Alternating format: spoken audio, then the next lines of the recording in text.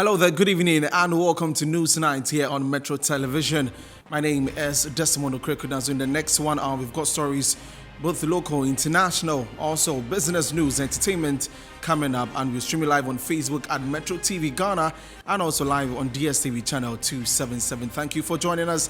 Let's take a look at our headlines this evening.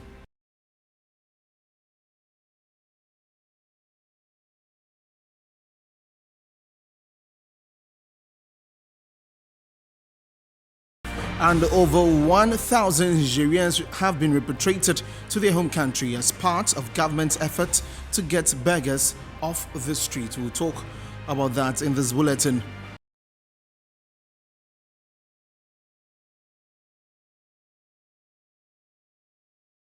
And also coming up, Eastern Regional Branch of the National Association of Graduate Teachers threatening strike over government's failure to pay 20% cost of living allowance.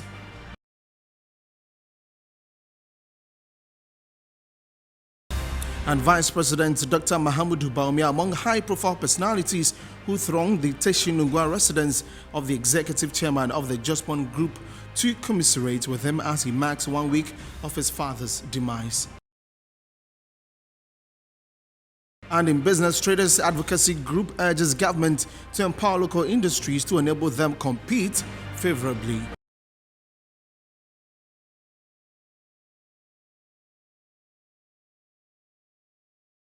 And on the foreign front, a 42-year-old man has been arrested and charged with murder, attempted murder and terrorist acts after a shooting in the center of Norway's capital, Oslo. These and many more coming up in this bulletin. Please stay.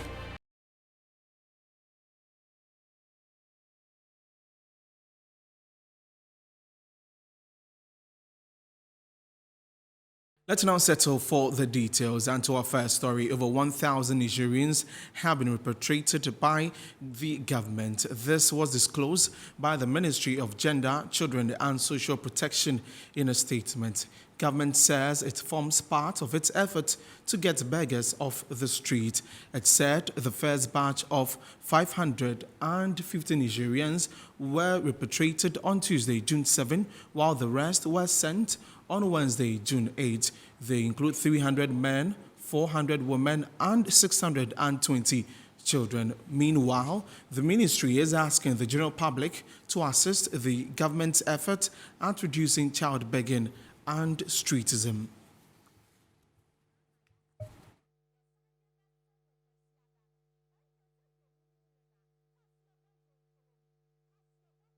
Now, let's get some more details on this particular move by the government. And we have been joined on phone by Richard Kumado. He is a security consultant. Hello, good evening, and thank you for joining us on News Nights. What do you make of this step taken by the government? I think it's the right thing to do, and it's in the right direction. I had the opportunity of working closely with the anti-human trafficking unit of the Ghana Police Service. And I know they have worked so hard, tirelessly over the years to ensure that streetism do not take a root in Ghana. And this particular issue of streetism, together with the internal threats of terrorism and insecurity we are talking about, I think they have many few things in common. And getting the people out of the streets and making sure that our streets are clean, even not for terrorism and many of the things government is worried about. I think it's a right call, and it's in the right direction we've taken this evening.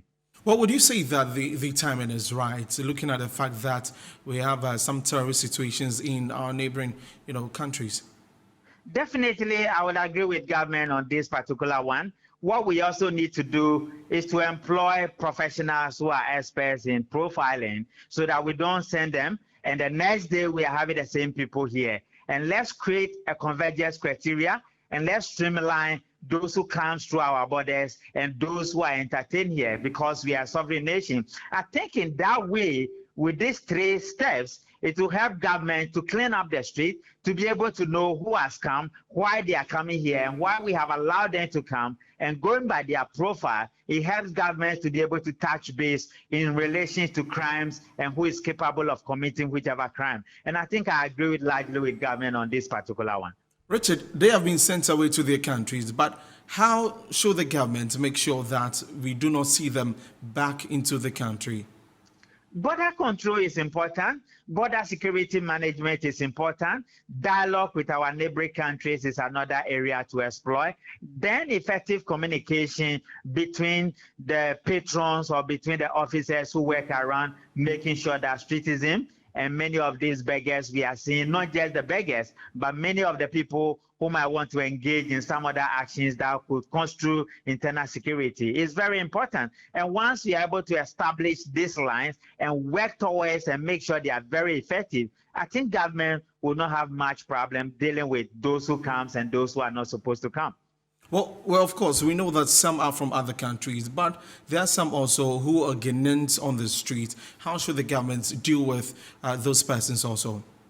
Definitely, one of the cases that comes to mind when you speak about Ghanaians in the street is what happens at Airport Share, where you will see young able men sleeping in the street. It's even dangerous for motorists. And I think we must have a strategy or a national dialogue as to who sleeps in the street. Homelessness is becoming a major issue for us. And all our government have tried to put up houses for which they call affordable houses. And we need to look at accommodation issues seriously because it's an internal security trigger that could create many problems for us. And I will agree with cleaning up our street, and I will agree with people taking people out of the street altogether, whether they are Ghanaians or they are not Ghanaians. And any government or any security manager who deals in that area, I think we'll all support in that area to ensure that our streets are clean up.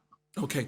Thank you very much, Richard Kumado, You're for welcome. talking to us this evening. He's a security consultant, sharing with us his thoughts on the repatriation of Nigerians to their countries. Now, let's move on to some other stories. And the Eastern Regional Branch of the National Association of Graduate Teachers, that is NAGRAT, has backed calls for a nationwide strike over failure on the part of government to pay teachers 20% cost of living allowance. For more on this, we have been joined on phone by Gideon Yevu, who is the Eastern Regional Chairman of NAGRAT. Good evening and thank you for joining us. Now, can you justify why you need this 20% cost of living allowance? Okay, so we are working the lines to get him on the line. Godwin Awonu Yevu is the Eastern Regional Chair of NAGRAT, and they are calling on government to pay their 20% cost of living allowance, else they would embark on a strike. And this is what they have been saying. And so we want to have some more details on that, and we'll get to Godwin in a bit. So Godwin is on Zoom right now. Good evening, Godwin. Thank you for joining us. Hello, Godwin. Hello, Godwin. Okay, so we'll work the lines to get Godwin back on, and we're streaming live on Facebook at Metro TV Ghana and also live on DSTV channel 277. You can join us there as we get to talk to Godwin. Okay, Godwin is on now. Hello, Godwin. Good evening, and thank you for joining us here on Newsnight. Now, I want you to justify why you need that 20% cost of living allowance. Yeah, thank you very much, and good evening to your listeners. I think as a union leader, and from all the agitations that the grassroots are coming out of, the 20% COLA is justified because looking at the economic hardships that we are all going through, I think no worker has been spared. We all go to the same markets. If we are buying something at the cost of 10 Ghana cedis, now you need about 30 Ghana cedis to buy the same thing. So the economy per itself is hard for each and every one as a government worker. And that is why we are calling on the government to grant us the COLA of 20% in order to cushion us so that it will mitigate the economic hardship that all workers are going through. But, well, if NAGRAT is calling for this, then every other union, I'm sure, would be calling for this also. Yes, it is true. All the teacher unions within the Ghana Education Service are now having the same voice, calling for the COLA. And then as per the grassroots that we are agitating, whatever it is, we are giving our leadership at the end of June, if we don't hear anything from the government, we've given them the mandate to call for national strike where all teachers, I'm telling you that if you listen to the enthusiasm among teachers, you see that this strike will be one of the massive that teacher unions are going to embark upon.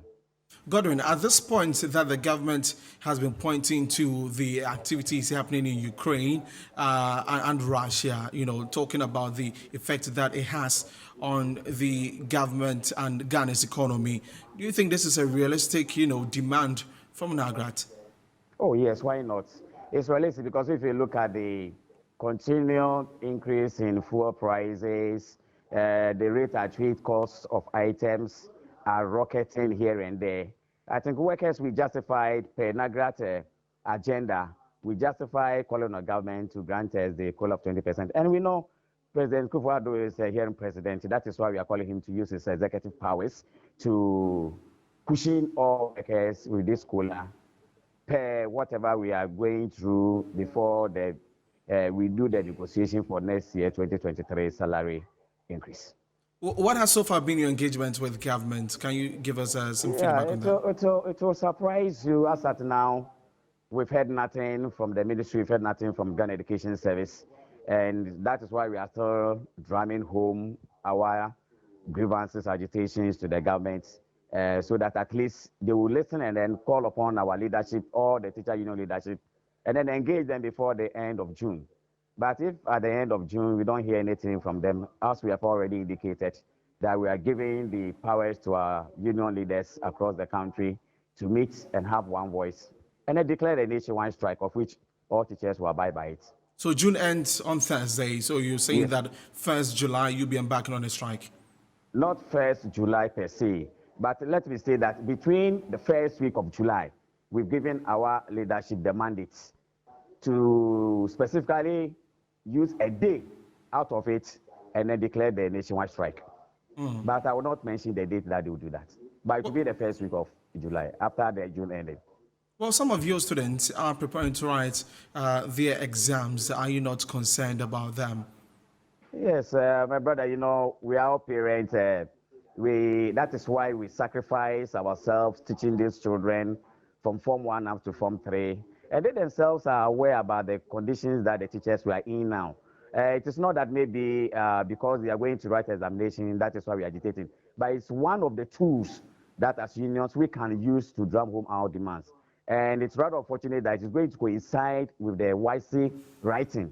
And for that one, when we embark on the strike and it's into the month of August, whatever it is, we will not listen to anybody until our grievances are met. Well, have you not intentionally put government at a fix where you know that the children are preparing for the WASI, and so government would have to come in? Isn't that what you're doing? Oh, no, that's why I say it's just a coincidence that it's meeting the time that our students will be writing the WASI. Not that we actually plan whether from January or whatever it is. If you can remember, for me, and then all the teacher unions also made a similar request to the government. And then our national vice president, Mr. Jacob Anaba, also made a similar request. And so the grassroots, we are drumming home that. So you could see that the government is not trying to pay heed to our request. And that is why maybe if they don't do the needful by the end of June, and then what needs to happen will happen. Okay, thank you very much, Godwin, for talking Thank to you, us sir.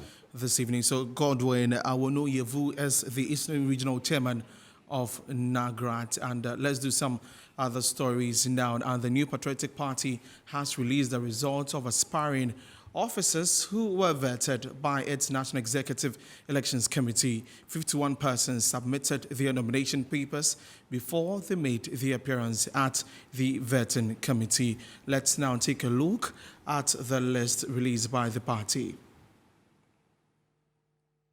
So on your screen now is the list of chairpersons for that particular position. We have Joseph Ayikoi Otu there, Stephen Ayensu in team, Stephen Asamoah-Boateng, George Kwamena Abankwa Yeboah, Professor Christopher Amiel Ekumfi, Akwesi Osei Eje, Gifty Ama Asantua Aye, and Sammy Crab. That's for the chairperson position. And for the position of the General Secretary, John Boedu, Justin Kodua Frimpong, Idris Musa, Frederick Oparians, Charles Bisu, and also Ramsey Ahmed Ajaman Prempe. For the treasurer position, Collins Nuyama, Dr. Charles Jamna, Yusuf Tidam, and Ellen Mary Posh Odro. Well, for the position of organizer, 6 of them there: Harry Nana Boache, Daniel Nikwate, Titus Glover, Eric Amakutum, Bright Esilfi Kumi, Seth Edueje, and Nana Owusu Fojo there. And for the vice chairpersons, Rita Talata Asobayiri, Nowosu Kenwood, Kistin Akumin Kisi, Derek Kwekuin Kansa, Michael Omarewadie, Mark Jewels, Anan Ismail Yahuza, Dankwa Smith, Bute Edmond Prepra, and also Alhaji Masawudu Osman.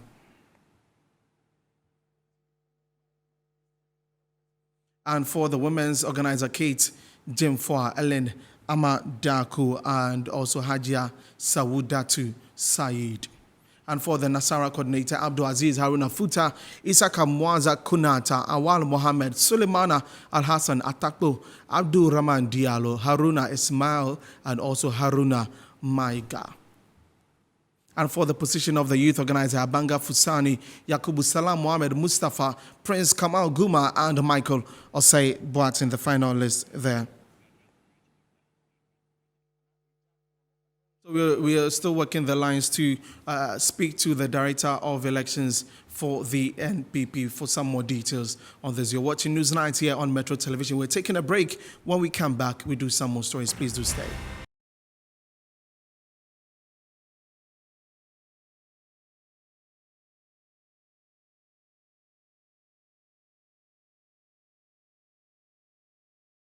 Welcome back from the break. Now, the Vice President, Dr. Mahamudu Bawumia, among high-profile personalities throng the Teshinungwan residence of the Executive Chairman of the Jospon Group of Companies to commiserate with them as he marks 1 week of his father's demise.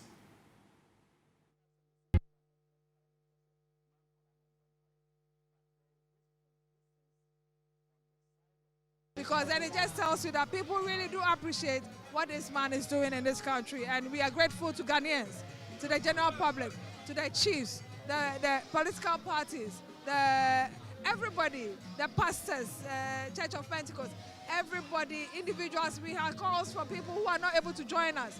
People are watching live across the country. We have had people from outside and all. We are very grateful for this show of love and affection for us, because we don't take it lightly at all. This is just the 1 week. And if the numbers are this overwhelming, you can imagine how it will be like on the day itself. And we are very, very grateful. In fact, he is our executive chairman. We wish him well. It's not easy, especially losing your dad. It's not easy, but we wish him well. And we know that just as the good Lord has been with him all this while, he will soon.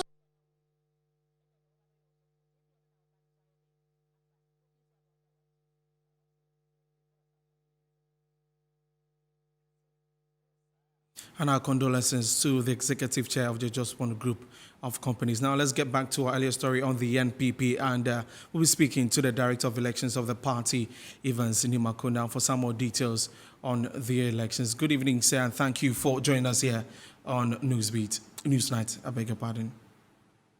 Thank you. Great. So what would be your general assessment of the processes that has taken place thus far with respect to the elections? Well, thank you. What I would say is that the new Patriotic Party, I mean, after the National Council had given the directive to... Sir, please, just before you go on, can you speak louder so we can hear you? Thank you. Thank you. What I'm saying is that the party, after the National Council gave the direction for the conduct of internal elections, that began with the polling station, continue with the electoral coordinators, the constituency elections, the regional officers elections, have been done successfully. And we are waiting to see the conduct of the national officers elections at the National Annual Delegate Conference, slated to be held on 15th to 17th of next month. I think so far the process has been very successful. Nominations were opened. Prospective candidates procured their nomination forms, 52 of them, At the close of submission, 51 of them had brought their nomination forms to the Elections Committee chaired by Mr. Peter McMenu. After vetting, 48 people were very successful. 2 people who had applied to contest for youth organizer and national women organizer contest decided to rescind their decision to continue in the contest. So far, I would say it's been very successful. What has been planned again is that on Monday, the party, with the supervision from the Electoral Commission, will conduct the balloting so candidates will know their position on the ballot paper. And so I would say that the process is still ongoing. After the vetting of the candidates, it's another process of an appeal, and that is chaired by Mr. Dambuchi. The committee is expected to finish its engagement today, and then if there's anything to be taken on, that will be done as well. But so far, I must say we are very much on course. Prospective candidates are conducting themselves within the party's rules and regulations, as well as the party's constitution and the national constitution, as well as the Political Parties Act. You know, at this level, the Political Party Act is explicit that elections of the parties, beginning from the constituency level and regional level and national, it is the Electoral Commission that must supervise its conduct. We've had engagement with the EC, and so that will be carried as such. We are in touch with the Ghana Police Service to ensure that all issues bordering on security are well catered for. Okay, you mentioned something about an appeal. If you can give us some more details on that. The arrangement the party put in place was that beyond the engagement with the prospective candidate, as a human as we are, it's possible somebody may feel offended or aggrieved by an action of the elections committee. So the party put in place mechanism for resolution of whatever grievances that may come up. And so that was why we had a Dambuchi committee, including Honorable Reverend S.K. Boafo, Lawyer Joyce Opoku Boateng, Mr. Kwejo Afare, Director of Protocol at the headquarters, Dr. Clifford Brimer as a member of the committee, and Idi Mohideen as secretary member. And that process was supposed to ensure that in the event that somebody submits a petition, that is the body to look at them. And so they had a deadline to finish by close of day today. That's what I was telling you, that these are mechanisms that the party put in place to ensure that we have a very smooth arrangement to continue with that. But so far, no one has raised any concern with that. So far, I've not received any official communication from the committee. Okay. Now, to the election proper, anything that would change with respect to this year's process? All things being equal, and the battle still being the loss, the party's timeline is that on the 15th to 17th of next month, there will be a conference in Greater Accra to elect party officers. And things are ongoing. We are expecting to bring together all National Council members, all members of the National Executive Committee as delegates, all Regional Executive Committee members as delegates, all constituency executive members across the nation. You're looking at 275 constituencies, with their 17 executives. We are looking at our members of parliament, 137 of them. We are looking at all our MMDCs as delegates. We are looking at ministers and deputy ministers as delegates to the conference. We are also looking at MPP branch executives coming in as delegates to the conference, and our accredited TESCON institution also coming in. Our founding members who signed the party's forms to the Electoral Commission at its inception are delegates to the conference. Our Council of Elders and Patrons will have representatives for the conference. So this is the highest decision-making body of the party converging to perform the normal annual rituals of the party. and also to conduct an election, because officers at this level have had their tenure coming to an end. And I must say that the planning committee under the chairmanship of Mr. Seshabankwa is doing human job to ensure that you have a very successful conference. Okay, and also interesting to note that all the candidates for the chairmanship position, actually passed the vetting. No one was disqualified. That is exactly what happened during the vetting. Okay. All right, thank you very much, Mr. Evans Nimako, for talking to us here on News 9. He is the Director of Elections of the New Patriotic Party. Some details there on the National Executive Elections. There is still watching News 9 here on Metro Television. Now let's move to the Central Region, where one person has died while another is battling for her life after a Kia Rhino truck with registration number GW58111 lost control and ran into them at Gumwa Apra in the Gumwa East District of the Central Region. According to residents of Goma Apra, the death of 15-year-old Dinah Aqua brings to 12 the number of children that have died at the abandoned Sonkwari site. 2 weeks ago, a 17-year-old teenager who had gone to the abandoned pit to swim also drowned. Residents are worried that authorities have turned a deaf ear to the situation while innocent lives continue to be lost. But for the driver's mate of the Kia Rhino water tanker with registration number GW56111, he said his boss lost control of the vehicle while descending the hill to fetch water from the abandoned pit, killing one instantly and injuring another in the process.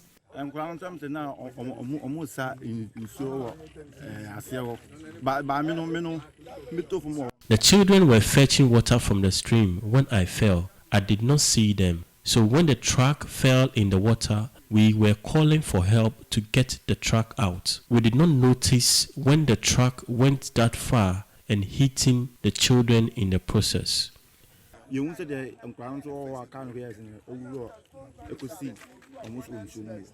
For these residents, the continuous neglect on the part of authorities in closing down the abandoned pit is worrying. When I arrived at the scene, I noticed the truck was on the child in the stream, so I helped to push the truck to the other side before we managed to take the child out. What I heard is that the children were two in the stream. We managed to save one, but the other one unfortunately died. The body of 15-year-old Diana Aqua has been deposited at the St. Gregory Catholic Hospital morgue. Now let's do some health stories. And the Ghana Medical Association and the Ghana Registered Nurses and Midwives Association are unhappy with the reluctancy among health workers to take the COVID-19 jabs. Figures from the associations say 40% of health professionals have not received the second doses of the vaccine. This came to light at a press conference organized to give their perspective on vaccine hesitancy in Ghana. Addressing a press conference, President of the Ghana Medical Association, Dr. Frank Serebour, disclosed that among health workers, it is estimated that 40% have not received the second dose of vaccination, while less than 1% have received booster doses. These developments are worrying, especially concerning health workers. This is because health workers, particularly doctors, nurses, and midwives, are not only on the front line of care, but remain the most trusted sources of information and access to vaccination. For this reason, the GMA, GRNMA, and the Health Promotion Division of the Ghana Health Service have come together with the aim of addressing hesitancy among healthcare workers and the general population. The president of Ghana Registered Nurses and Midwives Association, Perpetual Ofori-Ampofo, said the Ghana Registered Nurses and Midwives Association and the Ghana Medical Association has taken notice of the recent increase in COVID-19 cases, especially in the Greater Accra region, Eastern region, and the Western region. In June 2022, according to the Ghana Health Service, were about 1,064 cases, with 8 being severe and 1 being critical. As of today, 20th June 2022, the active cases has risen to 1,255 cases. This tells us that the numbers are going up, isn't it? And there is need for us all to be concerned. She said the preventive protocols are still necessary and vital in reducing COVID-19 infections among Ghanaians and appealed to all Ghanaians to observe them. Now, inadequate potable water is impacting healthcare and education in some communities around the Volta and Eastern regions. Residents of Dansukrom in the Esujaman district, Akploti in South Ton district, and Batokopa in Upper Manya district are the most affected. For these residents, water is a prized commodity. They struggle daily, and what they access impacts negatively on their health. Dansumankrum, Akploti, and Batokopa are communities struggling to access potable water. School children report to school late, struggling daily in search of the commodity. Recognizing the effect on education and health, the Volta River Authority has, through its social corporate responsibility, provided a solar-powered borehole for the communities. Corporate Social Responsibility Manager at V committed to supporting deprived communities based. Experts say, and I think it's true, that if you go to all hospitals in the world put together today, 50% of people who are sick and are lying on hospital beds are suffering from water-related diseases. So providing good water means that you're trying to get 50% of people who are already in the hospital to get well and come home. DRA also acknowledges that a more sustainable way is not for people to get sick and go to the hospital, but it's for people to live healthy right from the beginning. We believe that a healthy community is a productive community.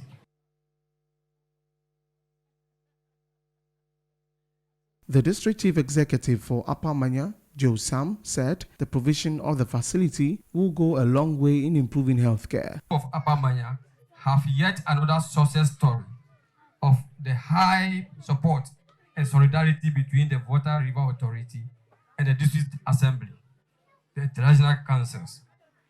It is important because the lives of women and children, especially in Batokope, will improve by this solar-powered water facility. For it is said, water is life. The role of the Volta River Authority in development of our district since its inception cannot be overemphasized. Mention can be made of the support given to the health and educational sectors in terms of medical supplies and scholarships packages. The solar-powered mechanized borehole contains 9 taps, which are powered by a solar plant.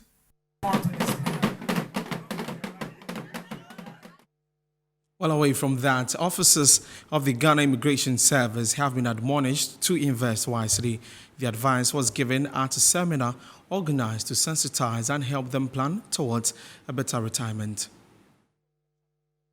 The seminar on retirement planning and investment for officers of the wager sector of the Ghana Immigration Service was organized by the command to sensitize them on how to plan towards their retirement. Speaking to Metro News, Chief Superintendent Richard Kofi, commander of the wager sector of the Ghana Immigration Service, bemoaned some negative lifestyles such as excessive alcohol intake and betting, saying such attitudes demoralize officers and renders them unhealthy and unfit for the service. He said betting in particular puts a strain on the finances of officers, making it difficult for them to plan effectively. Betting is placing pressure on the income of people because as they bet and they lose, they can't plan or save for their retirement. And as they also engage in betting, it puts pressure on them. Some of them now become depressed because a lot of their money have gone into betting and they've not been able to recoup or gain from the betting that they have engaged in. Chief Superintendent Kofi also urged them to seek professional advice before making any financial investment. What I want to tell officers is that when they are doing investment or they want to enter into any form of investment with some of these institutions, they should do due diligence. They should try to seek more advice about some of these companies. They shouldn't just jump in and then invest. Facilitator of the seminar and investment advisor suggested to financial investors to always exercise vigilance before signing on to any investment scheme. As for investments, they come with risk, but there are things that you can do. Ensure that the institution that you are putting your investments or placing your funds with are regulated. So for fund management institutions, we are regulated by the Securities and Exchange Commission. If it's a banking institution, they should be regulated by the Bank of Ghana. We're going for another break. We'll be back shortly. Please do stay.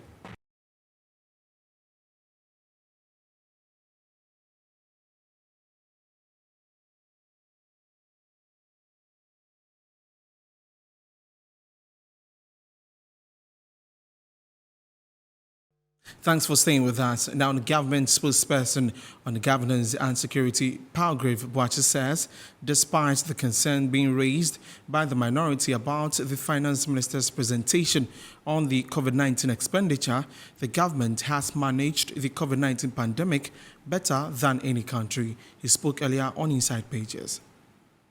1st of March, 2020, when we started recording our first 2 cases, up until this year when we had to lift up some of the bans, you clearly would see the vociferous nature and the leadership that President has brought together. I think that it's inappropriate for my very good senior, Honorable Mutala, to state that we have not managed the COVID-19 pandemic well and that other countries have managed it better. I haven't said that. I said than us. You haven't managed it better than Senegal. You haven't managed it better than Ivory Coast. I believe that we have managed it. You have borrowed more than them. I believe very well that we have managed the COVID-19 pandemic better than any continental leader on this continent of Africa. Okay. And I put it on record, clearly. How many lives were lost in Ghana? Nana Addo Dankwa, 6 million people died globally. No, in Ghana. In Ghana, about 1,400 people died. How many lives were lost in Senegal? That's it.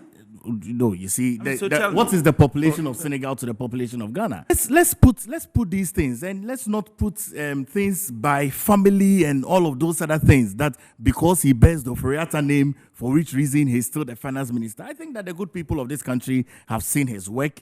They value the work that he has done. They look at all successive finance ministers. And look, we since 1957, we have never had a global pandemic of this nature that has halted many economies of the world. And speaking on the same program, Member of Parliament for Tamale Central, Mutala Ibrahim, said the finance minister is not fit for the office following his presentation before Parliament on COVID-19 expenditure.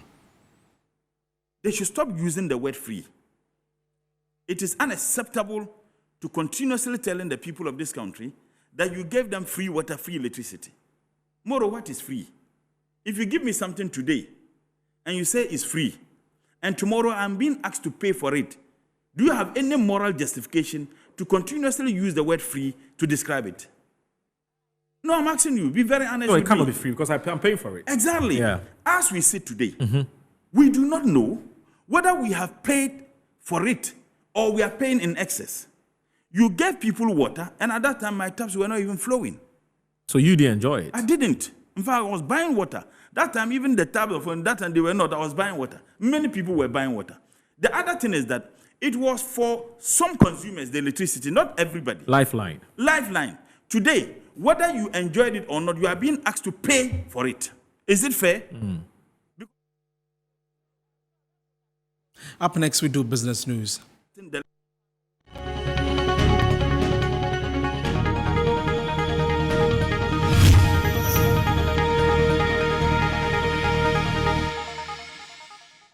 And the president of Traders Advocacy Group Ghana, Kwadwo Amoateng, has reiterated the need for government to look at possible ways of empowering local traders for them to be able to compete with foreign counterparts in the country, particularly with the existence of the African Continental Free Trade Area. He said this on the sidelines of the unveiling of Dinah Hamilton as the brand ambassador of Property Electronics. There is more in the following report by Ashanti Regional Correspondent Abdul Basit Suleiman.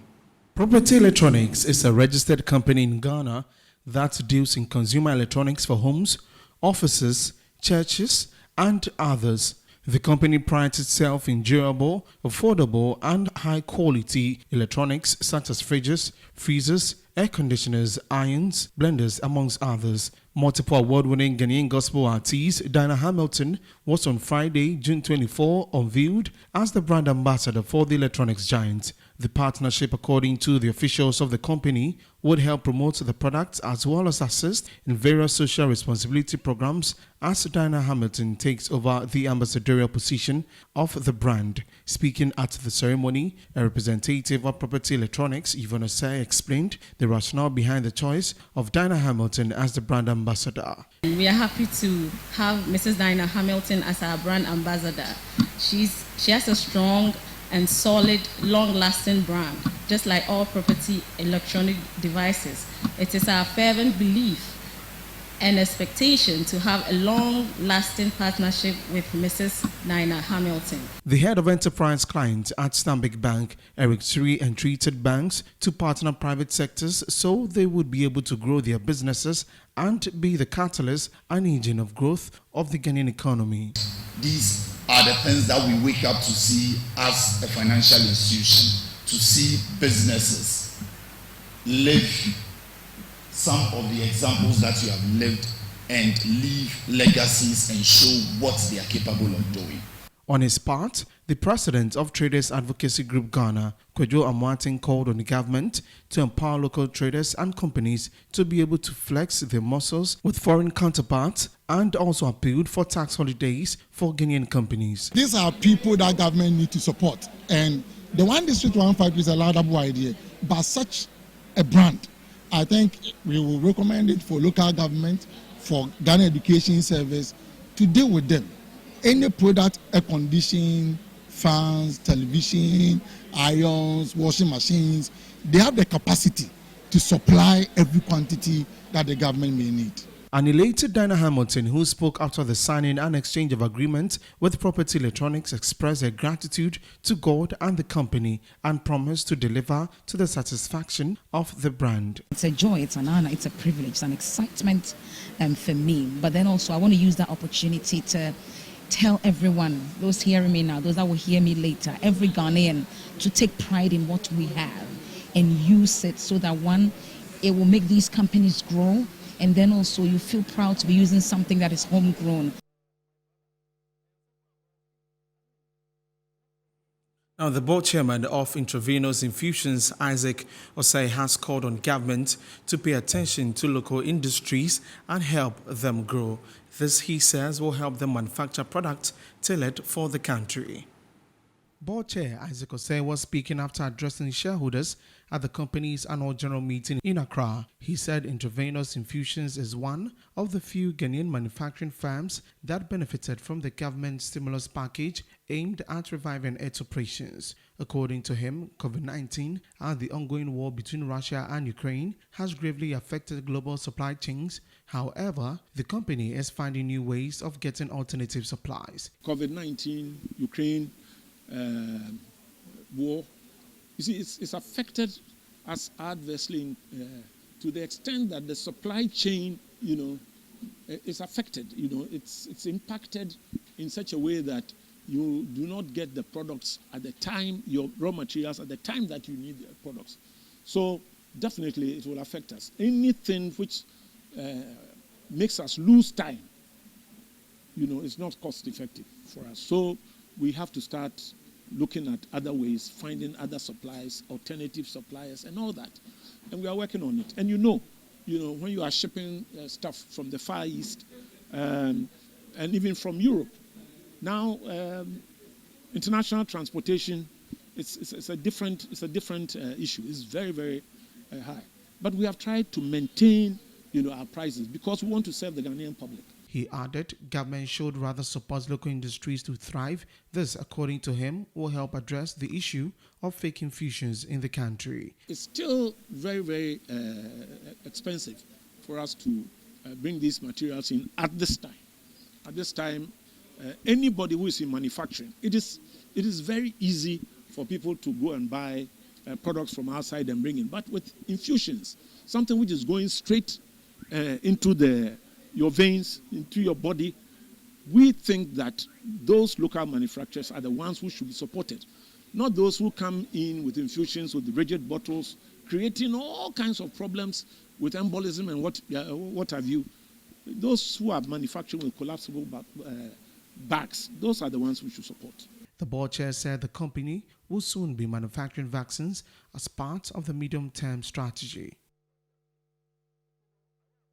Now, an expert in the housing sector, Ian Morris, has indicated that in order for Ghana to bridge the housing deficit gap, all stakeholders, including government, would have to deliberate to find a lasting solution to the age-old problem.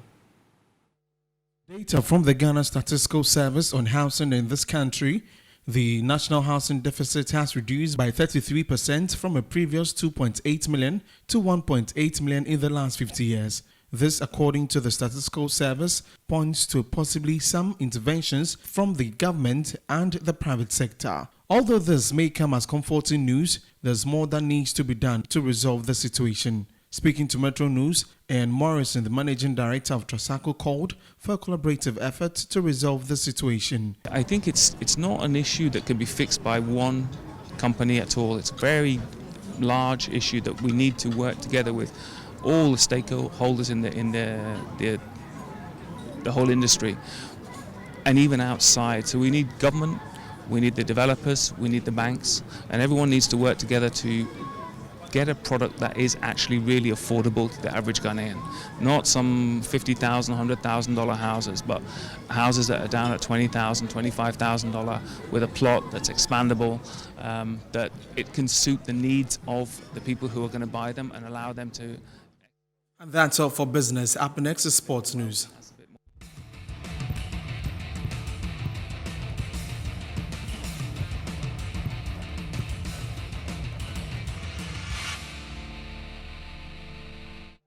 Now in sports, defending champions of the MTN FA Cup, Hearts of Folk will hope to make up for the poor finishing of the Ghana Premier League when they play against Bichim United in the final of the competition at the Baba Yara Sports Stadium tomorrow. Chairman of the MTN FA Cup Committee, Arthur Wilson, hopes to see the best of the event on Sunday in Kumasi. Form guide. You might think that Bichim, having finished third, given their pedigree, they may have an edge. But trust me, Accra House of Folk is Accra House of Folk. Accra House of Folk is Accra House of Folk. So we have a massive match to watch. I can't, if you tell me, I mean, if I'm somebody, I don't predict. And I can't even predict. Because this one will go to the cliffhanger. It won't be an easy match. It's going to be a thriller, real thriller, Kameli. Because we are playing a curtain raiser at 2 p.m. Immediately after Magic starts. And come with your phone. Because there will be a lot of credits out for grabs, fastest fingers. There's a lot to win. There's a lot to celebrate. There's a lot to enjoy. There's a lot to survive. There's a lot to live with. You are going to leave Baba Yara Sports Stadium on Sunday with so much thrill in your heart.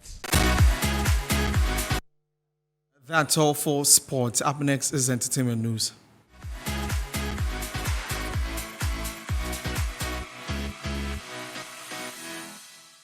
Award-winning Ghanaian singer Famiye has revealed that the new sound found on his latest album, Songs of Peter, is a result of him growing as a musician and getting enlightened about his style of music. Speaking to Metro News, the Nothing I Get hitmaker also expressed his thoughts about using TikTok for song promotion.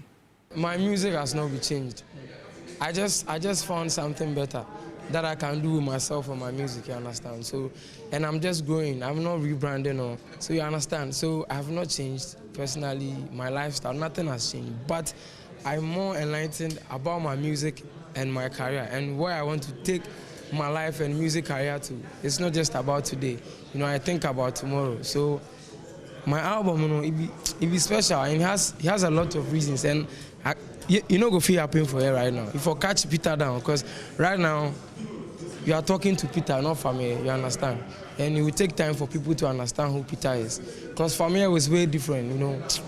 More people know Famille for Ghana here, understand? But a lot of people don't know Peter.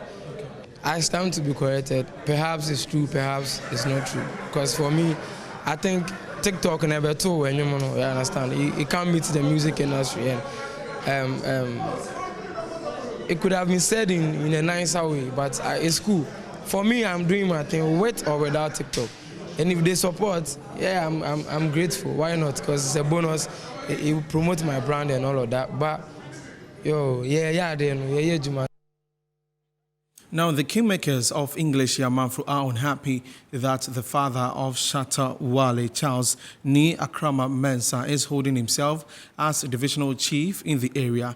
The traditional authorities have therefore issued a stern warning to Shatta Kapo, as he is usually called, to desist from claiming that he is a chief in the area. And this follows how Shatta Wale's father's name appeared in an obituary of his late wife Stella Gazu as divisional chief of English Yamanfro, with the stool name Nyomo Bay II. Commenting on the issue in an interview, the Mankralo of English Yamanfro, Ni Kwashi Ama IV, revealed that Ni Akrama, Shatta Wale's father, was once taken to court to sign a statement of caution to stop parading himself as a chief, yet he has refused to comply. And that's all for entertainment. International news is next.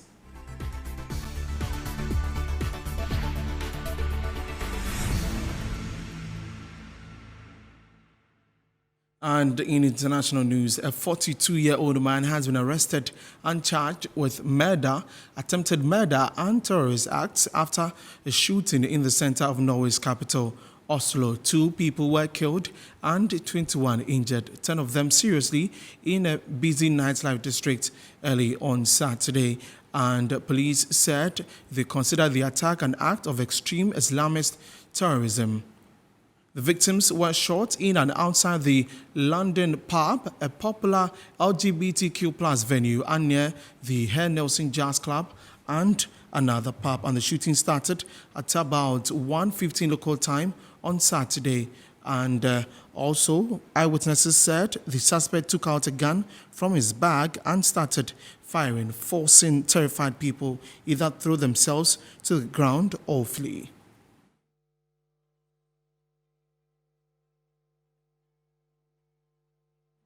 And that's all for the bulletin this evening. Before we go, let's take a look again at our headlines.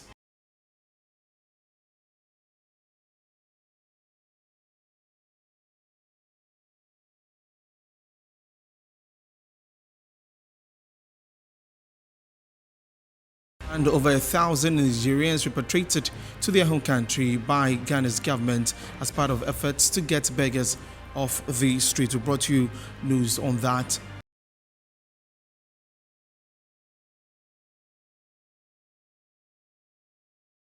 And also, the Eastern Regional Branch of the National Association of Graduate Teachers threatened a strike action over government's failure to pay their 20% cost of living allowance.